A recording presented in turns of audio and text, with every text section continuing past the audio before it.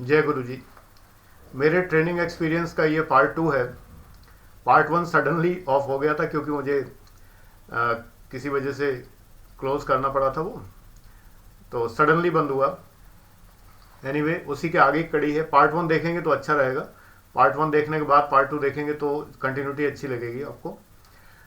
तो मैं जब बता रहा था पार्ट 1 में, जो आपको बता रहा था कि जो रूटीन मेरा चल रहा था वहाँ पर, वो ये था कि सुबह उठना, पीटी करना और ट्रैकिंग करना और दौड़ना।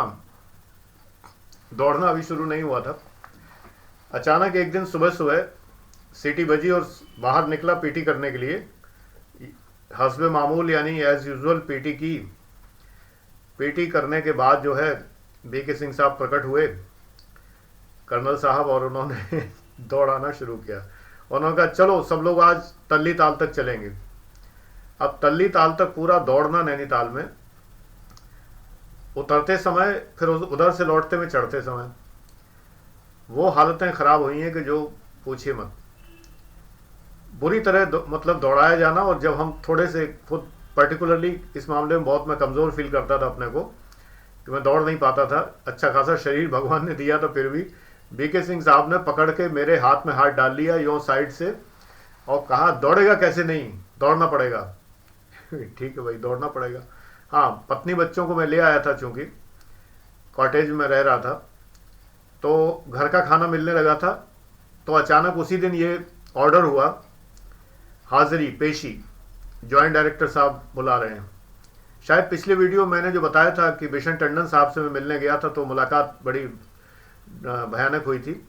उन्होंने मुझे बिल्कुल लिफ्ट नहीं दी थी और बिल्कुल भगा दिया था वहाँ से। मैं केवल एक लेखक के रूप में उनकी प्रशंसा करने गया था। तो खैर भाई, वो प्रशासक थे, इतने बड़े अधिकारी थे, तो डांटना लाजिमी था, बनता था। हालांकि मैं उन्हें तंग करने नहीं गया था। एनीवे मैं किसी के प्रति सम्मान में कोई कमी नहीं लाता कभी, क्योंकि वो जिस मूड में भी होंगे, जो भी रीज़न रहा होगा, बहुत सारे कारण थे जो मैं यहाँ नहीं डिस्कस कर रहा, जिनके कारण उनका स्वभाव थोड़ा, उस समय तुरंत ही वो रिटायर भी हो गए थे, 2-3-4 दिनों बाद ही। उसके बाद दूसरे डायरेक्टर आए थे। तो जब घर का खाना मिलने लगा तो ये राहत हुई कि भाई चलो अब तो अच्छी बात है। अचानक फिर पेशी हुई, बुलावा हुआ जॉइंट डायरेक्टर साहब के यहाँ। जॉइंट डायरेक्टर ने बुलाया, बैठाता कोई नहीं था, खड़े खड़े बात करनी होती थी। गए, सीधे खड़े हुए जाके, जैसे ही देखा सीधा खड़ा हो, सीधे खड़े हो गए, बिल्कुल स्ट्रेट एकदम। हाँ, ये कंधे झुका क्या खड़ा होना है, ऑफिसर बना हुआ है, कंधे झुका खड़ा होता है। सॉरी सर, सीधे खड़े हो गए। टेंशन। मैंने सुना है तुम मैस से खाना नहीं लेता है। मैंने कहा कि सर मैस से खाना तो अब तो फैमिली है मेरी। बोले तो मैस में खाना बनता है रोजाना, तुम्हारे हिस्से का रख दिया जाता है, कौन खाएगा उसको, कल से मैस से खाना ले जाइए। अब भाई मैस से खाना ले जाने लगे। मैस से खाना ले जाते थे और घर बैठ के घर का बना हुआ मुझे खाना होता था और मेरा मैस खाना पत्नी और बच्चे खाते थे। इस बीच में पहली तारीख आ गई तो मोह भंग हो गया सारा। जो मैंने बताया था कि जो नाश्ते के समय जो अच्छा लगा था, भोजन बहुत स्वादिष्ट था, भोजन भी बड़ा अच्छा था और बहुत टेस्टी फूड था वो सारा, अब तनख्वाह मिलने की नौबत आई। पहली तारीख को सैलरी मिलनी थी, लाइन लगा के सब खड़े हुए। ट्रेनिंग्स थे, पहली पहली बार सरकारी नौकरी की सैलरी मिल रही थी। पहली बार तो नहीं मिल रही थी, ट्रेनिंग में मिलती है, पूरी सैलरी मिलती है, लेकिन एक ये था कि पहली बार हाथ में तो आ रही है। ये था, पता तो था कि मिलती है, लेकिन पहली बार हाथ में आ रही है। भाई ठीक है, देखते हैं कितनी मिल रही है, क्या मिल रही है। कैलकुलेशन तो पता लग गया था, हम लोग ट्रेजरी ऑफिसर थे तो कैलकुलेशन तो पता ही था पहले से कि कितना मिलना है। 1223 रुपये, 1223 रुपीज़। पे स्केल था 700 to 1600, 700 से 1600 ये पे स्केल होता था उस समय पीसीएस का, और यही आईएएस का था, यही डिग्री कॉलेज के प्रोफेसर का था। बल्कि प्रोफेसर का 700 से 1300 था शायद, और 700 से 1600 रुपये इनका था पीसीएस का। तो 1223 रुपये हाथ में, मतलब सैलरी मिलनी थी। जब नंबर आया तो 600 कुछ रुपए दे दिए गए। मैंने कहा सर ये तो 600 है। बोले कि मैस का कौन देगा, खाने के पैसे कौन देगा, ये तुम्हारे खाने के कट गए। मतलब लगभग 600 रुपये खाने के कट गए। अब तो जो है वो वही खाना खलने लगा। जो खाना बड़ा स्वादिष्ट होके पूरे महीने मतलब जितने भी दिन थे उतने दिन खाया था, वही खाना बहुत खलने लगा कि यार ये तो बड़ा महंगा पड़ा, क्योंकि इतना महंगा खाना तो कभी खाते नहीं थे। भाई जब 5 स्टार जैसा खाना मिलेगा तो रेट भी तो वैसे ही होंगे। 600 रुपये का खाना का मतलब ही यही था कि आफ्टर ऑल आपने अच्छा खासा खाना खाया है, महंगा खाना खाया है।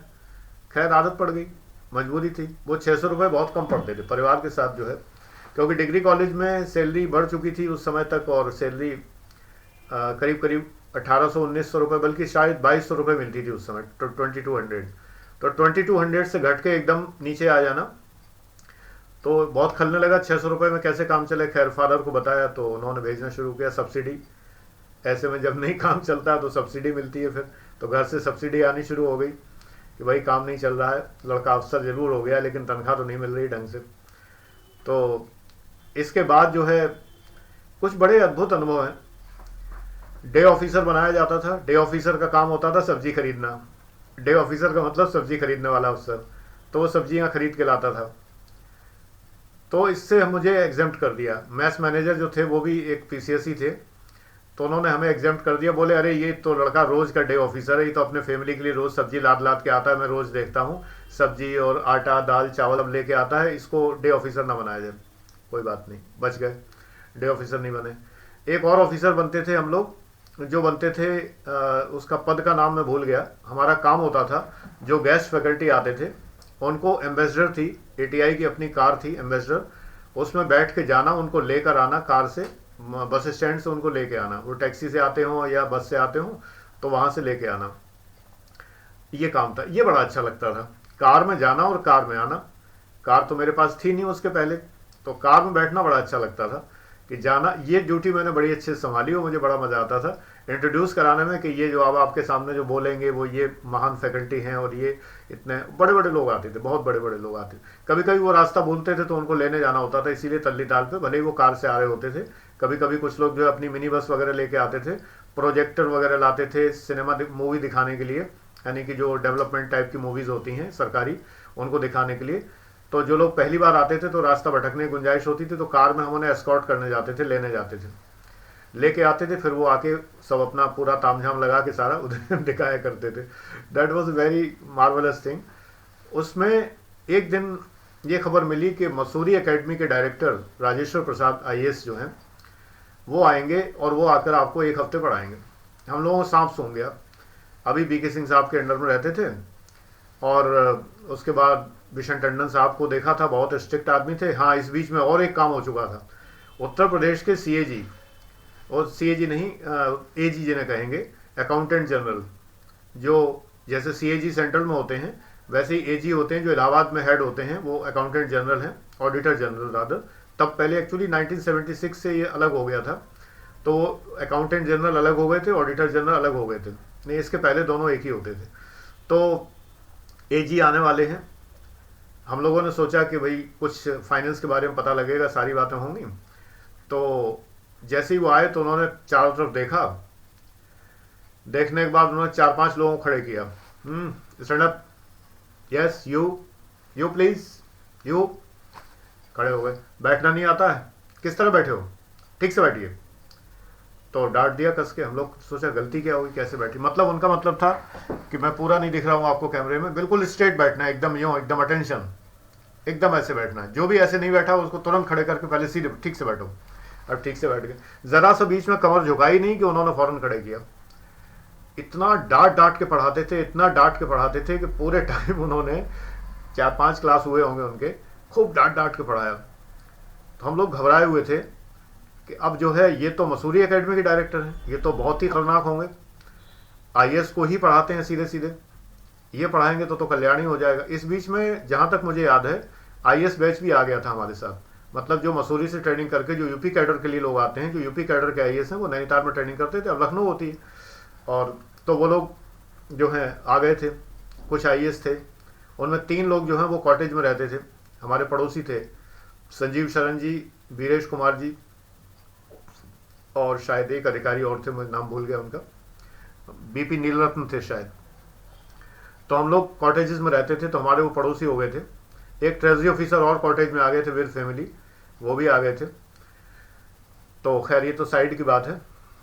अब जो है ये हुआ कि राजेश्वर प्रसाद जी आ रहे हैं, सब जो है तामझाम लगाया गया, पूरा सजावट की गई थी।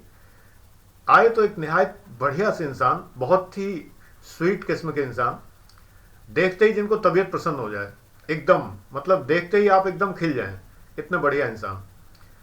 पता नहीं क्या किसी किसी के एक तरह की वाइब्स और किरणें निकलती हैं कि उनसे दूसरा इंसान एकदम प्रभावित हो जाता है, बिल्कुल नहा जाता है एकदम।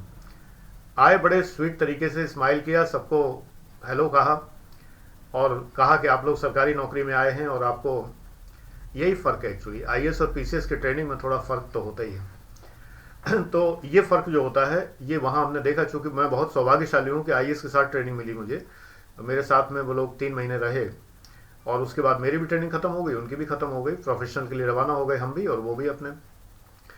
तो उन्होंने कंबाइंड ट्रेनिंग दी, आईएएस और पीसीएस दोनों लोग बैठते थे साथ साथ में, रूम में भी साथ ही रहा करते थे, मैं तो चूँकि फैमिली के साथ था अलग अलग। तो राजेश्वर प्रसाद जी ने कम्युनिकेशन, पब्लिक डीलिंग, बिहेवियर, बहुत सारी चीज़ें इतने बढ़िया तरीके से सिखाई हैं। हम लोग मतलब उनके जाने पे दुखी हो गए थे कि सर मत जाइए आप यहीं रहिए। एक तो असल में ये था कि अत्याचार के बीच में एक आइलैंड मिल गया था, नखलिस्तान जो होता है, जब सहारा मरुस्थल में चले जा रहे हों, चारों तरफ से तप रहे हों, सुबह शाम पीटी का डंडा पड़ रहा हो, जबकि ट्रेजरी अफसर को क्या मतलब है कि वो जो है उसको दौड़ाया जाए और ट्रैकिंग कराई जाए और उसको घुड़सवारी कराई जाए और उसको ये सब काम कराए जाए, क्या मतलब पड़ा हुआ है उसको ट्रेजरी में बैठना, उसको क्या मतलब। आप एसडीएम कराइए घुड़सवारी, आप पुलिस वालों को कराइए घुड़सवारी, हम लोगों को घुड़सवारी कराने की क्या जरूरत है। ये नॉनसेंस चीज़ें थी एक्चुअली, बिल्कुल exactly I say that this is all nonsense, इसकी कोई ज़रूरत नहीं है। तो अब होता हो नहीं होता हो मुझे नहीं पता, अगर अब भी होता है तो फिर हम लोग वही अंग्रेजों गुलाम अब भी बने हुए हैं, गुलामी छोड़ी नहीं हमने, और कुछ नहीं है। इस सब मरुस्थल में और कटु आवाज़ों के बीच में, बहुत ही कड़वे वचनों के बीच में, बहुत ही हैरेसमेंट के बीच में, हर बात पर डांट खाते हुए, जूते खाते हुए, उस बीच में एक बहुत ही स्वीट मधुर सा इंसान अगर आ जाए तो उसको कौन जाने देगा। तो राजेश्वर प्रसाद जी को हम लोग जाने नहीं देना चाहते थे, और परंपरा के विरुद्ध, परंपरा नहीं थी, लोग छोड़ने नहीं जाते, लेने तो जाते थे, बाकी तो अपनी कार से निकल ही जाते थे लोग, लेकिन उनको बिल्कुल नैनीताल की सीमा तक, नीचे तक छोड़ने के लिए सारे ट्रेनिंग्स गए, पूरे बस भर के। हमारी अपनी बस हुआ करती थी वहाँ ट्रेनिंग सेंटर की, तो पूरी बस भर के हम लोग उन्हें वहाँ तक सी ऑफ करने गए। इसी प्रकार से एक पंत जी भी आए थे, बहुत अच्छे इंसान थे, जब प्रोफेशनल ट्रेनिंग में। एक तिवारी जी थे और उनके दोनों बेटे आईएएस हैं, चंचल तिवारी एक का नाम है और एक का एक और नाम है, दोनों बेटे आईएएस हैं उनके। वो पीसीएस अधिकारी थे, ट्रेजरी ऑफिसर से ज्वाइंट डायरेक्टर ट्रेजरी थे शायद हमारे ख्याल से उस समय।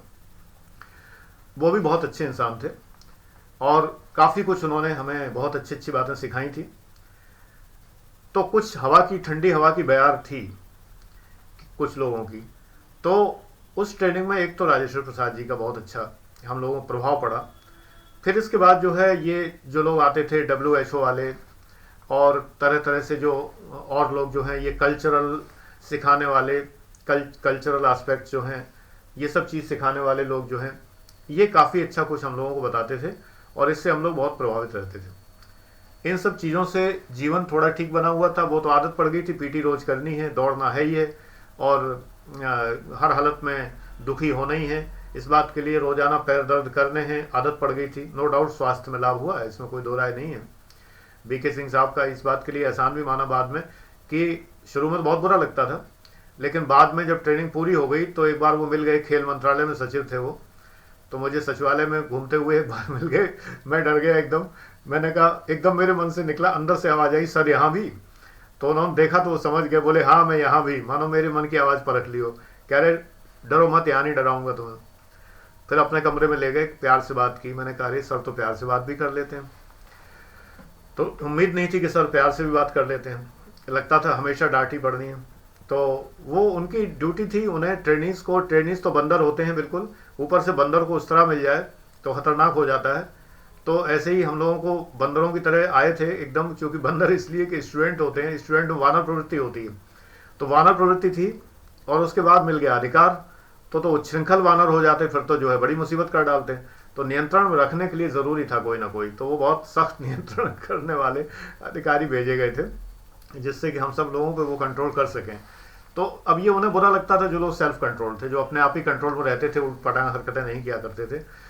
तो इस बीच में वहाँ कुछ बड़े मज़ेदार कांड भी हो गए, मज़ेदार भी और कांड भी। जब ट्रेनिंग ख़त्म होने लगी तो हम लोगों बैच में एकमात्र लड़की थी, एक ही लड़की थी। तो उसने कहा कि सब लोग रुकेंगे और मुझे कुछ कहना है। सब लोग रुके। जब एकदम सबको साफ सूंघ गया कि ये क्या कहने वाली हैं, मतलब बड़े प्यार से हो रही थी। बीके सिंह साहब ने भी गाना सुनाया था उस दिन। तो हम लोग कह रहे थे कि शेर भी हंसता है, ये पहली बार देखा है। तो मुछो मुछो मुस्कुराते हुए उन्होंने एक भोजपुरी गाना भी सुनाया था और बड़े प्यार से सुनाया था, मज़ा आया था सुनने में। हम लोग बड़ी राहत की सांस। तो सब लोगों से बीके सिंह साहब ने पूछा भी था कि बताओ तुम लोग क्या चाहते हो। तो हम लोग कह रहे सर एक बार और डांट दीजिए, आदत पड़ गई आपकी डांट खाने की। लास्ट में भी कहते रहे सर डांटिएगा नहीं, क्या डांटिए जरूर हम लोगों को। तो उसी समय जो है उन्होंने, जो हमारी लेडी कॉलीग थी, तो उन्होंने एक उद्बोधन दिया सबको। तो उन्होंने पूरे ट्रेनिंग पीरियड में जिन जिन लड़कों ने उनको गलत सलत कुछ कहा होगा, प्रपोज किया होगा या कुछ भी किया होगा, सबको खड़े कर करके, हाँ आपने मुझसे ये कहा था, आपने ये कहा था। ये तो ऐसे हुआ जैसे कि फेसबुक पर कोई इनबॉक्स में कोई किसी को प्रपोज कर रहा हो और कोई उसकी जो है स्क्रीनशॉट लेके पब्लिश कर दे, वो हुआ। That was very interesting. तो उन लोगों को साफ सूंघ गया सबको जिन्होंने ये हरकत की थी, और नेचुरली उन्हें काफ़ी शर्मिंदगी भी उठानी पड़ी। हालांकि कोई लीगल नहीं था क्योंकि ऑफिशियल फंक्शन ख़त्म हो गया था, फिर ये हम लोगों का पर्सनल चल रहा था बाद में। इस बीच में एक बात और बड़ी मज़ेदार हुई थी। वो मज़ेदार बात हुई थी, मैं फैमिली के साथ रहता था, पत्नी बच्चे साथ में थे। तो एक हमारे यहाँ की ही एक लड़की मुंसिफ मजिस्ट्रेट थी। तो वो वहाँ पर ट्रेनिंग कर रही थी। 60 मुंसिफ मजिस्ट्रेट आ गए थे बीच में ट्रेनिंग करने के लिए। तो उनमें से एक लड़की वो भी थी जो कि हमारे पास की थी और रिलेशन में भी थी कहीं ना कहीं से। तो रीता दीक्षित मेरे ख्याल से नाम था। तो वो भी, तो हमारी पत्नी से उनकी खूब पटने लगी, वो अपना आया करती थी। ऐसे ही एक संगमित्रा शंकर थी, एसडीएम का बैच भी आ गया था। संगमित्रा शंकर थी, वो शायद हमारे ख्याल से भरथना की या वहीं आसपास कहीं की थी। वो भी हमारी पत्नी से बहुत, उनकी वीरेश कुमार जी की पत्नी जो थी वो भी बहुत अच्छी सी उनकी मित्रता थी। संजीव शरण जी की पत्नी से भी हमारी पत्नी की बहुत अच्छी मित्रता थी। तो एक लेडीज़ ग्रुप बन गया था पूरा।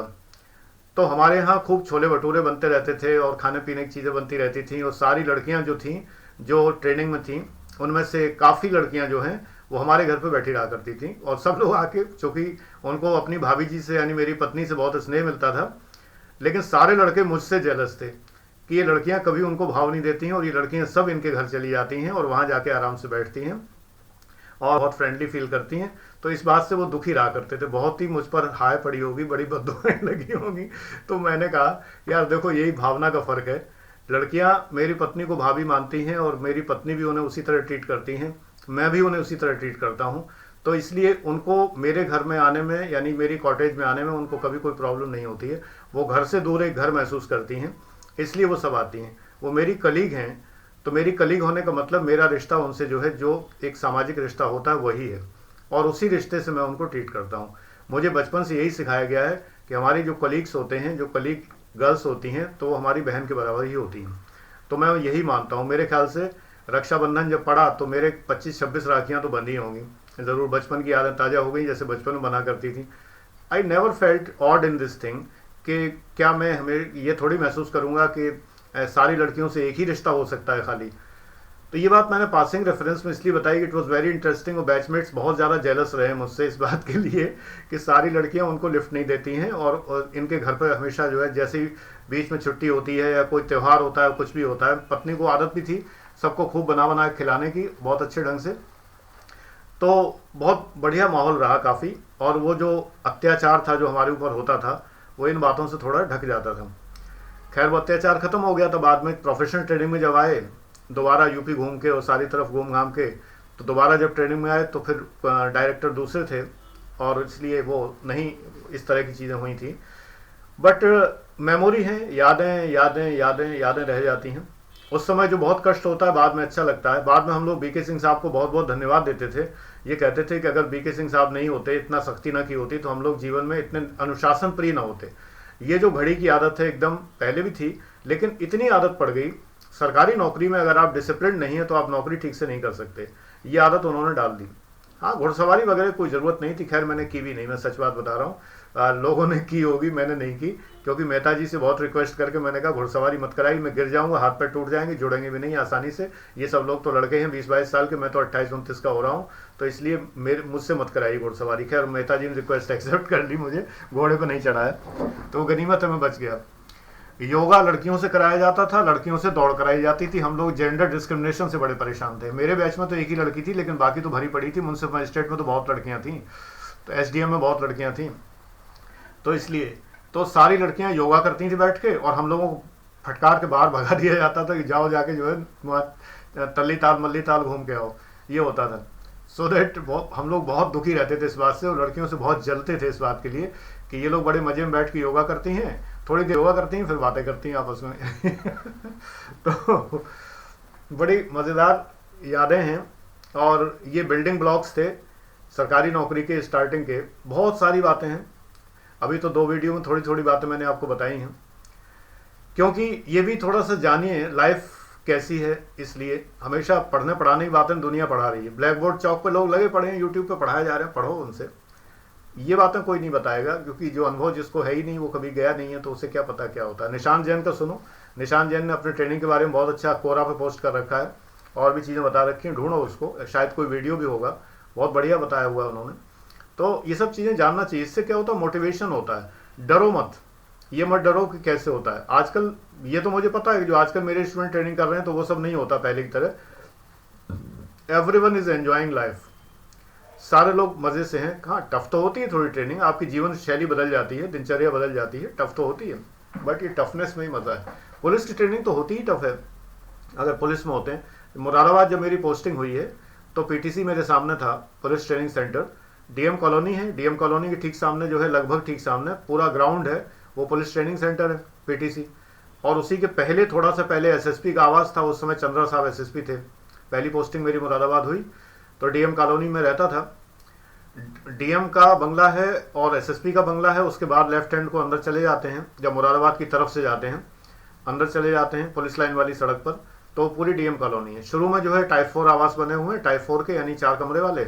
बाद में हॉस्टल है, और 2-2 कमरे, 1-1 कमरे वाले हैं। तो पहले मैं हॉस्टल में रहा, 1 कमरे वाले में, ट्रांजिट हॉस्टल कहलाता है। पहले वहाँ रख दिया जाता है, फिर बाद में जब बड़ा मकान में खाली हो जाता है तो वो मिलता है। फिर 2 कमरे वाले में रहा, फिर 4 कमरे वाले में आ गया था, ठीक एसएसपी के सामने वाले, उसमें जो उस समय एडीएम थे, एडीएम सिटी उनके सामने, वहाँ पे मैं आ गया था। और सुरजीत कौर संधू जो थी उस समय मुरादाबाद डेवलपमेंट अथॉरिटी की वाइस चेयरमैन थी। सीओ सिटी थे, राय साहब थे बिहार के, या शायद बलिया के थे, मुझे ध्यान नहीं ठीक से, तो वो थे पड़ोसी हमारे। और सबसे बढ़िया इंसान मूलचंद यादव जी थे, बहुत बढ़िया इंसान, और वो एडीएम सप्लाई थे उस समय मुरादाबाद में 1984 में। ये हमारे पड़ोसी थे। एमएल भास्कर सेस्टेक्स के डिप्टी कमिश्नर हमारे ठीक पड़ोसी थे। 4 लोगों का एक ब्लॉक होता है, 4 अधिकारी एक ब्लॉक में रहते हैं, 4-4 कमरे के मकान होते हैं। पूरा जो है पूरा गैरेज होता है, पूरी वो जो है सर्वेंट क्वार्टर होता है, ड्राइंग रूम, छोटा ड्राइंग रूम, बड़ा ड्राइंग रूम, लिविंग रूम, फलाना रूम, ढिमाका रूम, दुनिया भर की चीज़ें, पूरी छत, सब कुछ मिलता है सारा। बहुत बड़े बड़े मकान हैं। तो उसी में मैं रहा वहाँ पर 3 साल, जब मैं ट्रेजरी अफसर रहा। तो एक्चुअली ये है ना कि कठिनाई और मेहनत जो भी है वो आपको फल देती है। मेहनत करने के बाद जब वहाँ जाते हैं, तो ये सोच के मत जाइए ट्रेनिंग में कि आपको मेहनत खत्म हो गई, अब आपको जो है आराम की ज़िंदगी नसीब हो गई है। नहीं, आपको मेहनत करनी पड़ेगी, क्योंकि जब वो मेहनत करेंगे तो आप पक्के हो जाएंगे मेहनत करने के। परिश्रम तो करना है। ये सोच के अगर आप आ रहे हैं आईएएस पीसीएस में, परिश्रम नहीं करना है। ट्रेनिंग इसी के लिए होती है कि आपको बताती है कि आपको परिश्रम करना है, आपको बिजी रहना है, आपको जनता के लिए कार्य करना है, आपको जनता के संबंधित सारी बातें सीखना है। इसी के लिए ट्रेनिंग होती है। तो वही ट्रेनिंग जो है बहुत आनंददायक ट्रेनिंग लगी बाद में। पहले तो बहुत दुखी हुआ, फिर मैं 10 साल बाद अपने को याद ताज़ा करने गया। अग्नोत्री जी हमारे साथ में थे, ट्रेजरी ऑफिसर जो हमारे साथ थे, और हम दोनों लोग जो हैं वहाँ जाके एक बार फिर से रहे, जाके 8-10 दिन परिवार के साथ रहे, जाके पास में कॉटेज ली, कॉटेज लेके फिर रोज़ जाते थे वहाँ एटीआई। और एटीआई के मैस में वहाँ गेस्ट के तौर पर खाना खाने का सिस्टम है, तो हम लोग वहीं खाना खाते थे। किसी लड़के के गेस्ट बन गए थे हम लोग, और पेमेंट हम ही लोग करते थे, लेकिन उसके गेस्ट बन गए थे। तो अपनी यादें ताज़ा करने के लिए वो गए। हमारे बेटे तो अभी भी जाते हैं, क्योंकि हमारी ट्रेनिंग में हमारे बच्चे साथ में रहे, 5th में पढ़ते हैं तभी लोग, तो ये लोग तो हमेशा जाते हैं। इन्हें वहाँ इतना अच्छा लगता है, बचपन इनका वहाँ बीता है पहाड़ों के बीच में, तो नैनीताल इनको इतना पसंद है कि जितना शायद ही कोई शहर पसंद होगा। और लौटते हुए मुरादाबाद अपने उस जगह जहाँ जाते हैं जहाँ पर हम लोग पहले रहे थे। ये नॉस्टैल्जिया कहलाता है, ये बचपन की यादें हैं उनकी जुड़ी हुई हैं। मैं तो नहीं जा पाता, लेकिन वो लोग ज़रूर जाते हैं और जाके अपने बचपन की यादें ताज़ा करते हैं। वहाँ जो अफसर रह रहे होते हैं उन मकानों में जहाँ मैं रहा था, वहाँ पर ये लोग जाते हैं, फोटोग्राफी करके आते हैं, उनसे मिल के आते हैं और उन्हें दोस्त बना के आते हैं अपना सब अफसरों को। तो वो लोग बड़े प्यार से ट्रीट करते हैं, ये जानते हुए कि उनके सुपर सीनियर के बेटे हैं ये लोग, तो इस नाते भी बहुत प्यार से वो लोग ट्रीट करते हैं। डेफिनेटली एक बड़ा अद्भुत अनुभव होता है। देखिए आपका जीवन बदल जाता है, आप IAS PCS होते हैं, लाइफ बदल जाती है। No doubt I did not like this service, but जब मैंने ज्वाइन कर ली तो मैंने एंजॉय करना शुरू किया, क्योंकि मेरी थ्योरी है कि do everything in interesting manner. तो मैंने पूरी तरह एंजॉय किया, लेकिन मुझे करना टीचिंग ही था अल्टीमेटली। तो अपनी क्वालिफिकेशन बढ़ाता रहा। जब 6 सब्जेक्ट में PG हो गया, रिसर्च वर्क हो गया, PhD हो गया, तमाम हो गया, तो मैंने छोड़ दी बेमुरवत होकर नौकरी, बहुत आनंद उठा लिया। अब उसके बाद जो है फिर से टीचिंग अपनी शुरू, क्योंकि एक टीचर टीचिंग से बाज नहीं आ सकता, वो पढ़ाएगा जरूर, मान नहीं सकता। एक जोक था एक बार, 2 टीचर जा रहे थे किसी टाटा की मिल के बगल में, सुना होगा आपने, रिपीटिशन हो सकता है आपके लिए। तो एक ने कहा दूसरे से कि अगर तुम्हें टाटा की सारी मिलें मिल जाएं जितनी भी हैं, तो तुम्हारी इनकम तो टाटा के बराबर हो जाएगी। उसने कहा नहीं, मैं टाटा से ज़्यादा कमाऊंगा, क्योंकि मैं 2 ट्यूशन भी तो करूंगा, टाटा ट्यूशन थोड़ी करता है। तो टीचर रहेगा वो पढ़ाएगा जरूर, पढ़ाए बिना मानेगा नहीं। तो अल्टीमेटली ऑफिसर रहते हुए टीचिंग का कीड़ा कुलबुला था दिमाग में, और अल्टीमेटली करना टीचिंग था, तो कर रहा हूँ, अभी भी कर रहा हूँ और मज़े में कर रहा हूँ।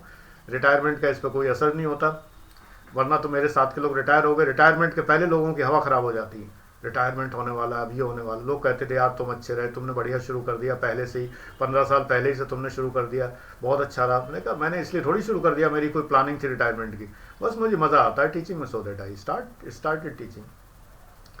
तो thank you very much for watching. अनुभव आपसे शेयर करता रहूँगा, आप लोग अपने हैं तो आपसे शेयर करता हूँ। एग्जिस्टिंग व्यूअर्स बहुत सारे हैं, नए भी जुड़ते हैं। तो बस मेरा इतना कहना है कि कॉल करने का समय केवल 4 to 5 PM है।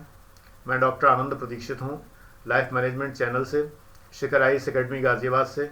और जब इसी की जो शिखर IAS एकेडमी की ब्रांच का कोई मतलब नहीं, क्योंकि ऑनलाइन पढ़ाता हूँ world wide actually world wide. मैं कोई एग्जैगरेशन कभी नहीं करता। ऑस्ट्रेलिया मेरी स्टूडेंट पढ़ रही है दीपिका, और इस समय जो है दुबई में सचिन मेरा स्टूडेंट पढ़ रहा है, और इसके अलावा हांगकांग से पारस वर्मा, और इसी प्रकार अमेरिका से गोयल, और इसी प्रकार से तमाम शहरों से, बहुत अलग अलग शहरों से, श्रीनगर से और कहाँ से, और बदायूं से, इलाहाबाद से, पीलीभीत से, और बहुत जगहों से लोग जो हैं ऑनलाइन क्लासेस कर रहे हैं। कानपुर एकेडमी, उत्कर्ष एकेडमी प्राइवेट लिमिटेड, जिसमें 3-1 हज़ार लोग पढ़ते हैं, वो सारे लोग मुझसे ऑनलाइन पढ़ते हैं। जब जब रिक्वायरमेंट होती है, जो क्लासेस मुझे लेने होते हैं वो क्लासेस मैं लेता हूँ। तो वर्ल्ड वाइड पढ़ा रहा हूँ, अच्छे खासे लोगों को पढ़ा रहा हूँ। शिखर IAS एकेडमी का क्लास 45 स्टूडेंट्स का होता है, 3 बैचेस होते हैं, बैचेस बराबर स्टार्ट होते हैं।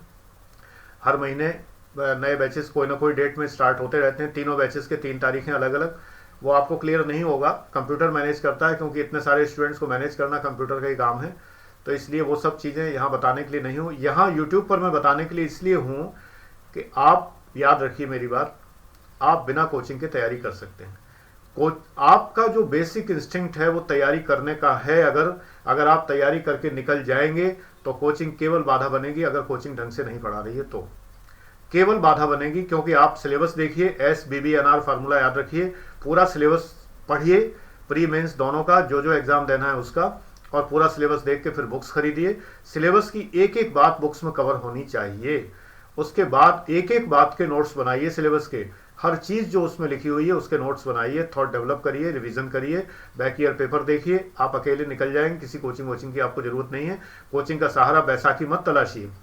कोचिंग का सहारा वो लोग लेते हैं जिन्हें अपनी बुद्धि पे भरोसा नहीं होता, और याद रखिए बुद्धि पे भरोसा तो अपनी पर ही करना पड़ेगा। कोचिंग कुछ नहीं कर लेगी, आपको कुछ भी नहीं कर लेगी। कोचिंग आपको सिवाय पका पकाया मटेरियल दे के आप खुश हो जाते हैं कि शॉर्ट में नोट्स दिए हैं और ये बना के दे दिया और ये रटन तो फार्मूला दे दिया और ये कर दिया, इस सबसे कोई पास नहीं होता। मैं खुद IAS रैंक से रिटायर्ड हूँ, PCS अधिकारी हूँ। जो भी PCS अधिकारी होगा तो इतने साल नौकरी करने के बाद IAS से रिटायर तो हो गई होगा। तो इसलिए मैं आपको अनुभव की बात बता रहा हूँ। 15-16 साल से मैं पढ़ा रहा हूँ और IAS बना रहा हूँ, PCS बना रहा हूँ। ईश्वर की बड़ी कृपा है कि जो मेरे हाथ से बनते हैं, तो मैं आपको वो फार्मूले बताता हूँ जो बनने के हैं।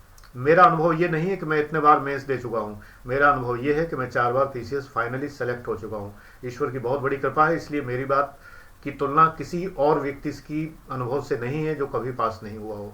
So that you should trust me, आप विश्वास करके चले। लेकिन साथ में मैं डिस्क्लेमर हमेशा लगाता हूँ कि अगर आपको मेरी बात सुनने से लाभ नहीं होता है और फ़ायदा नहीं होता है या कोई नुकसान होता है, I am not legally, ethically, morally responsible for that. क्योंकि मुझे नहीं पता कि आपकी कुव्वत कितनी है, कैपेसिटी कितनी है, क्षमता कितनी है, तो वो आपकी क्षमता के आधार पर होता है। इसलिए हमेशा ध्यान रखिए कि मेरी जिम्मेदारी इस बात की नहीं है कि आपको कोई मेरे सब्जेक्ट गाइडेंस से या किसी भी गाइडेंस से आपको कोई नुकसान होता हो। अपनी बुद्धि प्रयोग करिए, अपना माइंड प्रयोग करिए, तब इस्तेमाल करिए, यूज योर डिस्क्रिप्शन, तब प्रयोग करें। और कृपया 4 से 5 बजे शाम के अतिरिक्त और किसी समय कॉल ना करें। मेरा कोई व्हाट्सएप ग्रुप नहीं है, मैं आपको कोई मौका नहीं देता कि आपस में चैट करने लगे। आप लोग बिल्कुल जो बात पूछना मुझसे पूछिए, यूट्यूब पर यही कमेंट में पूछिए, मुझे ज़्यादा अच्छा लगता है। व्हाट्सएप पर आप पूछते हैं तो जवाब फिर मैं यहाँ दूंगा और मैं लोकेट नहीं कर पाऊंगा। यूट्यूब पर नाम आपका कुछ और होगा, यहाँ पर कुछ और होगा, मैं इतना बैठा नहीं पाऊंगा हिसाब किताब। तो सीधे यहीं पूछिए डायरेक्टली, मैं यही जवाब दूंगा और आपका वीडियो बना दूंगा। आपका क्वेश्चन अगर डिटेल में बताने का होगा, certainly I will make a video. So don't worry, I am here for you. No need to take admission in any coaching, even in my coaching. कोई ज़रूरत नहीं है, आप आराम से पढ़िए। ऑनलाइन में फ़िलहाल दे नहीं रहा क्लास, क्योंकि मेरी कैपेसिटी फुल है ऑनलाइन की, तो इसलिए ऑनलाइन की तो बात नहीं है। इसलिए आप लोग जो है सेल्फ तैयारी करिए, असेस करिए अपने को पहले, देखिए कि इतना सारा कोर्स आपको करना है, इतना सब करना है, मेहनत करनी है, क्या क्या पढ़ना है। पहले मेरा लिंक जो है, जो आप व्हाट्सएप जब करते हैं अपना नाम वगैरह लिखने के बाद, तो मैं आपको एक बहुत बड़ा सा मैसेज भेजता हूँ जिसमें कई लिंक हैं, आपकी सब शंका का समाधान है पूरा। पहले 10 दिन लगेंगे आपको उसमें। सारे लिंक पे जाइए, उन फेसबुक के ग्रुप में रिक्वेस्ट भेजिए, मैं ऐड करूंगा। पूरी वॉल पढ़िए, पूरी वॉल पढ़ेंगे जब मेरे पूरी वीडियो देखेंगे, इसमें 10 दिन लगेंगे। 10 दिन के बाद ही तब मुझे आप को उसमें व्हाट्सएप पर मुझसे जो भी प्रश्न पूछेंगे तभी मैं जवाब दूंगा, नहीं तो मैं ब्लॉक करता हूँ। आई एम सॉरी, क्योंकि मैं इरिटेटिंग क्वेश्चंस और इरिटेटिंग पर्सन्स को टॉलरेट नहीं करता कि जो बार बार मैं बता रहा हूँ कि पहले लिंक खोलिए और उसमें सारा पढ़ लीजिए, फिर भी आप वही प्रश्न मुझसे कर रहे हैं। ये मेरी मजबूरी है। थोड़ा सा बीके सिंह की ट्रेनिंग का तो असर पड़ेगा ही पड़ेगा भाई, आखिरकार और क्या होगा। तो इसलिए उसको वो समझ के ये मान के चलिए कि वो अफसर क्या जिसमें सनक ना हो, तो अफसर में सनक तो होती है, रूड भी होता है थोड़ा सा, वो तो रूडनेस रहेगी, वो अनुशासन के नाम पर ज़रूरी है। Thank you very much for watching, God bless you.